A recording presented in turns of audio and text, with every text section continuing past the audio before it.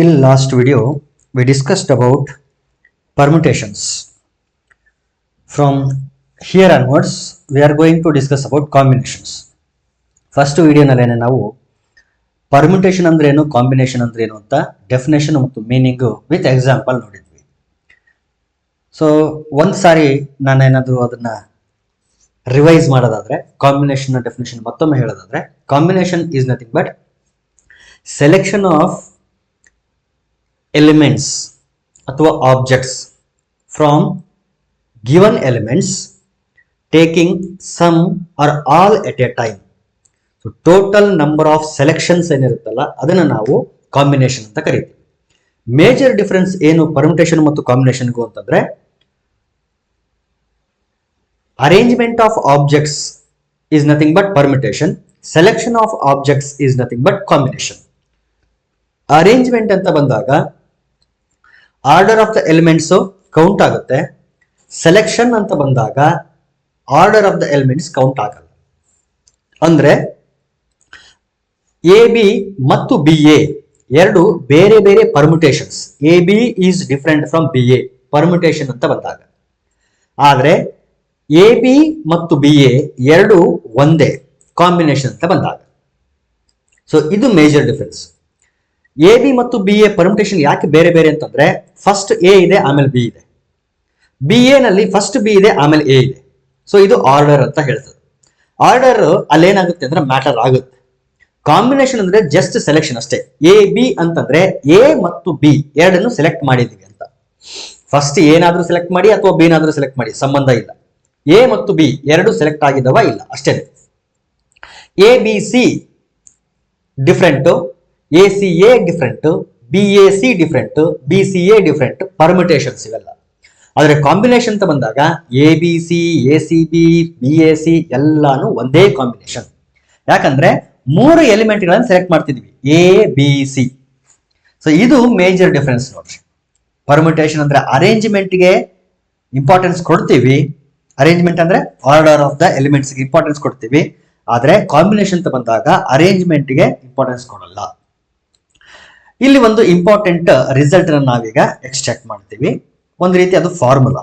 ಮತ್ತು ಅದೇನು ಅಂತಂದ್ರೆ, ಇಟ್ ಈಸ್ ದ ಏನು ರಿಲೇಷನ್ ಬಿಟ್ವೀನ್ ಪರ್ಮಿಟೇಷನ್ ಮತ್ತು ಕಾಂಬಿನೇಷನ್, ಅವೆರಡು ನಡುವಿನ ರಿಲೇಷನ್ ಅನ್ನ ಈ ಒಂದು ಫಾರ್ಮುಲಾ ಎಕ್ಸ್ಪ್ರೆಸ್ ಮಾಡ್ತದೆ.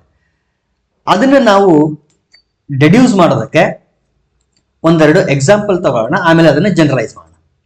So let me consider 4 elements. For example A B c D ಅಂತ 4 ಎಲಿಮೆಂಟ್ ಗಳನ್ನ ಕನ್ಸಿಡರ್ ಮಾಡ್ತೀನಿ.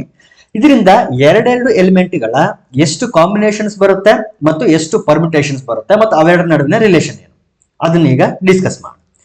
ಸೊ 4 ಎಲಿಮೆಂಟ್ಗಳಿಂದ 2 ಎಲಿಮೆಂಟ್ಗಳನ್ನು ತಗೊಳ್ತಾ ಇದೀವಿ ನಾವು. Therefore first A B ಒಂದು ಪರ್ಮಿಟೇಷನ್, ಬಿ ಎ ಮತ್ತೊಂದು ಪರ್ಮಿಟೇಷನ್, ಅವೆರಡನ್ನ ಇಂಟರ್ಚೇಂಜ್ ಮಾಡಿದ್ವಿ ಅಷ್ಟೇ. ಆದ್ರೆ ಇವೆರಡನ್ನು ಒಂದೇ combination.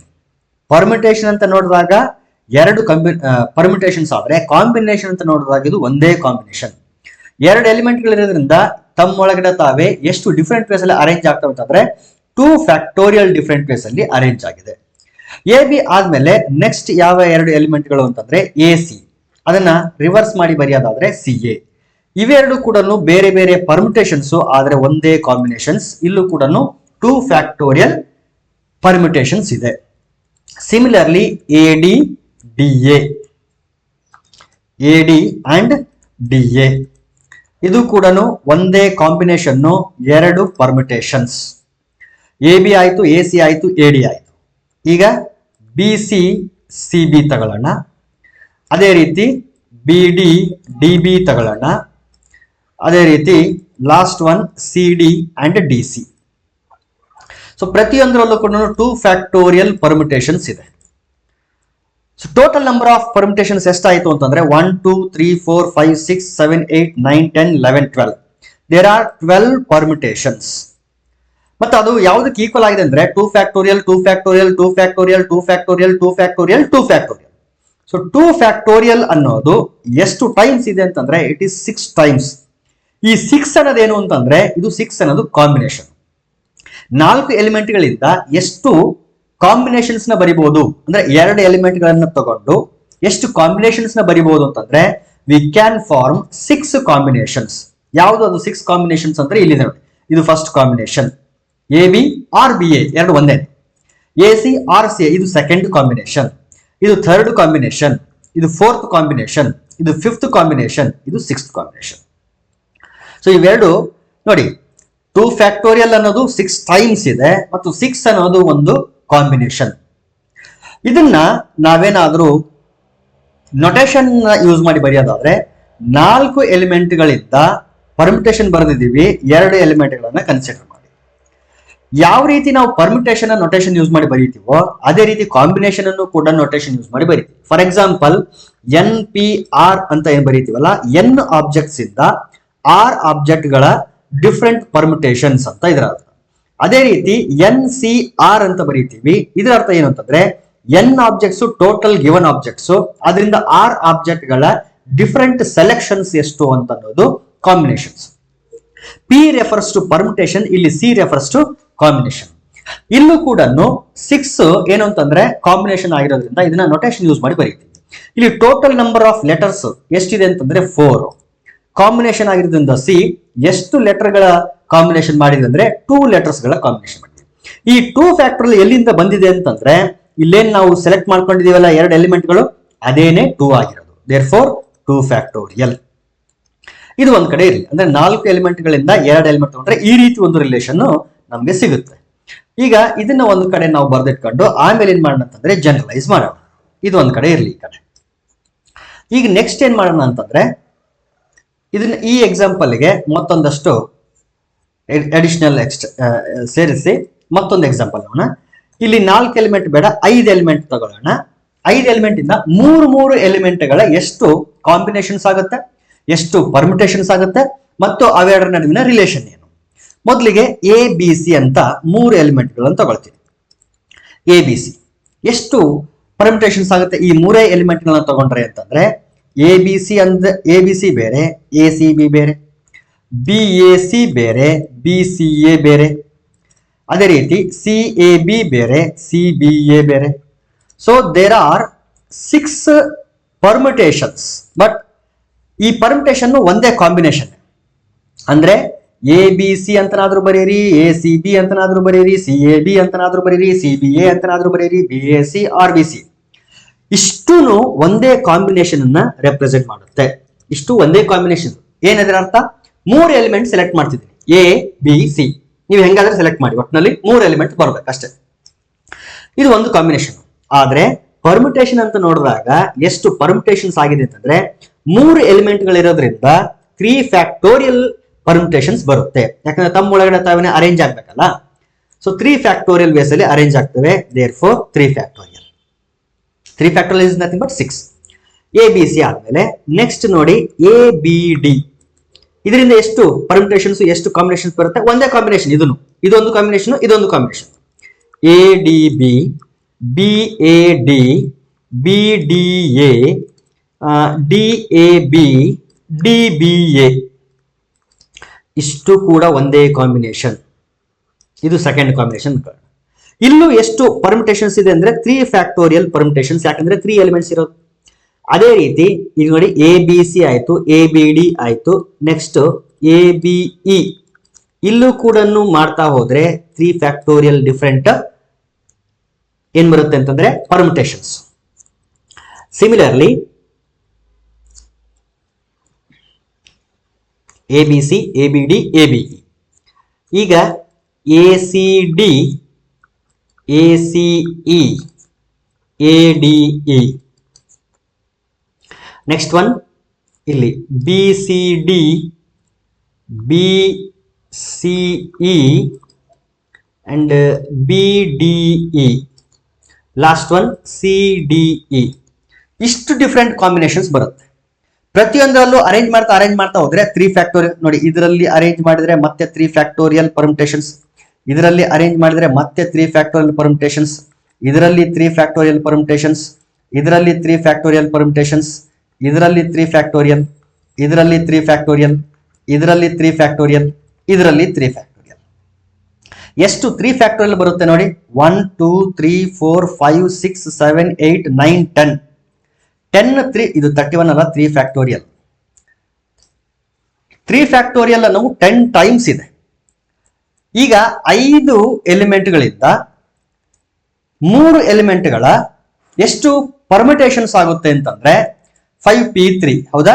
5 into 4 into 3, 5 4s are 20, 23s are 60, 60 permutations.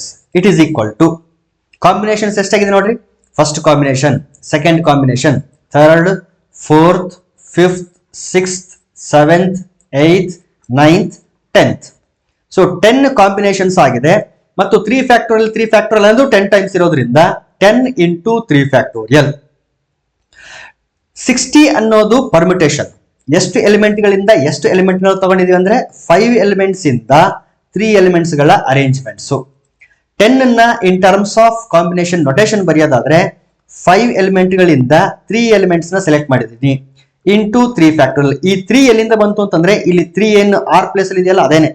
ಅಂದ್ರೆ ಎಷ್ಟು ಎಲಿಮೆಂಟ್ ನ ಸೆಲೆಕ್ಟ್ ಮಾಡ್ಕೊಂಡಿದ್ದೀನಿ ನಾನು ಅರೇಂಜ್ ಮಾಡೋದಕ್ಕೆ ಅಥವಾ ಸೆಲೆಕ್ಟ್ ಮಾಡೋದಕ್ಕೆ, ಅದೇನೆ ತಮ್ಮೊಳಗಡೆ ತಾವೇನೆ ಅರೇಂಜ್ ಆಗೋದು.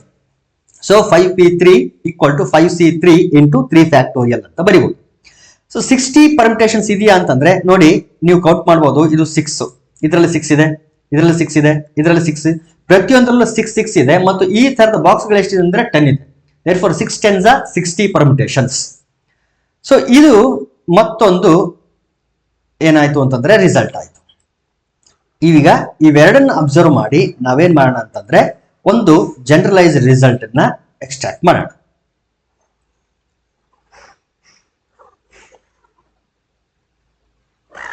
ಓಕೆ, ಜನರಲೈಸ್ ರಿಸಲ್ಟ್ ಎಕ್ಸ್ಟ್ರಾಕ್ಟ್ ಮಾಡ್ಬೇಕಲ್ಲ.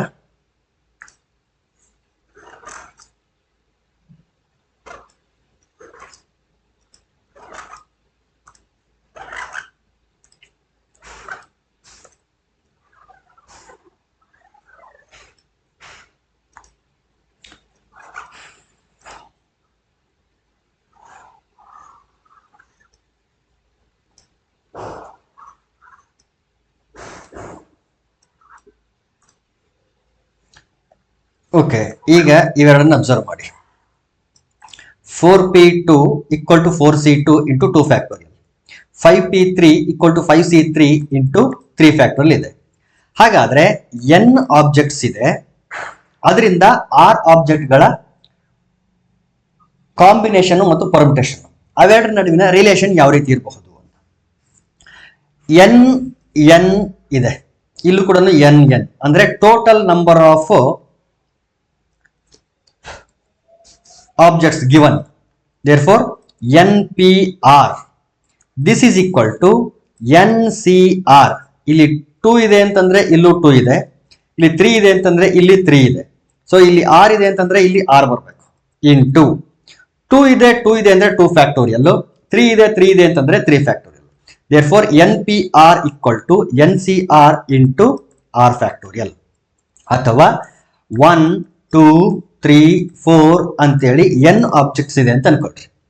n ಆಬ್ಜೆಕ್ಟ್ಸ್ ಇಂದ ನಾವೇನ್ ಮಾಡ್ಬೇಕು ಅಂದ್ರೆ r ಆಬ್ಜೆಕ್ಟ್ ಗಳ ಪರ್ಮಿಟೇಷನ್ ಮತ್ತು ಕಾಂಬಿನೇಷನ್ ಗಳನ್ನು ಬರೆಯೋದಾದ್ರೆ 1 2 3 4 ಅಪ್ ಟು r ಇದು ಒಂದು ಪರ್ಮಿಟೇಷನ್. ಇದೇ ರೀತಿ ಎಷ್ಟು ಡಿಫ್ರೆಂಟ್ ವೇಸ್ ಅಲ್ಲಿ ಅರೇಂಜ್ ಆಗ್ತವೆ ಅಂತಂದ್ರೆ r ಫ್ಯಾಕ್ಟೋರಿಯಲ್ ಡಿಫ್ರೆಂಟ್ ವೇಸ್ ಅಲ್ಲಿ ಅರೇಂಜ್ ಆಗ್ತವೆ, ಯಾಕಂದ್ರೆ r ಆಬ್ಜೆಕ್ಟ್ಸ್ ಗಳಿರೋದು. ಅದೇ ರೀತಿ ಬೇರೆ ಎಲಿಮೆಂಟ್ ಗಳನ್ನ ತಗೊಂಡ್ರೆ ಅಲ್ಲೂ r ಆಬ್ಜೆಕ್ಟ್ ಗಳು ತಗೋಬೇಕು, r ಫ್ಯಾಕ್ಟೋರಿಯಲ್ ಡಿಫ್ರೆಂಟ್ ವೇಸ್ ಅಲ್ಲಿ ಅರೇಂಜ್ ಆಗ್ತವೆ. ಅದೇ ರೀತಿ ಬೇರೆ ಕಾಂಬಿನೇಷನ್ ಗಳನ್ನ ತಗೊಂಡ್ರೆ ಎಲ್ಲಾನು r ಫ್ಯಾಕ್ಟೋರಿಯಲ್ ಡಿಫ್ರೆಂಟ್ ವೇಸ್ ಅಲ್ಲಿ ಅರೇಂಜ್ ಆಗ್ತವೆ. ಈ ರೀತಿ r ಫ್ಯಾಕ್ಟೋರಿಯಲ್ ಅನ್ನೋದು ಎಷ್ಟು ಟೈಮ್ಸ್ ಇರುತ್ತೆ ಅಂದ್ರೆ ಎಷ್ಟು ಕಾಂಬಿನೇಷನ್ಸ್ ಬರುತ್ತಲ್ಲ ಅಷ್ಟು ಟೈಮ್ಸ್ ಇರುತ್ತೆ.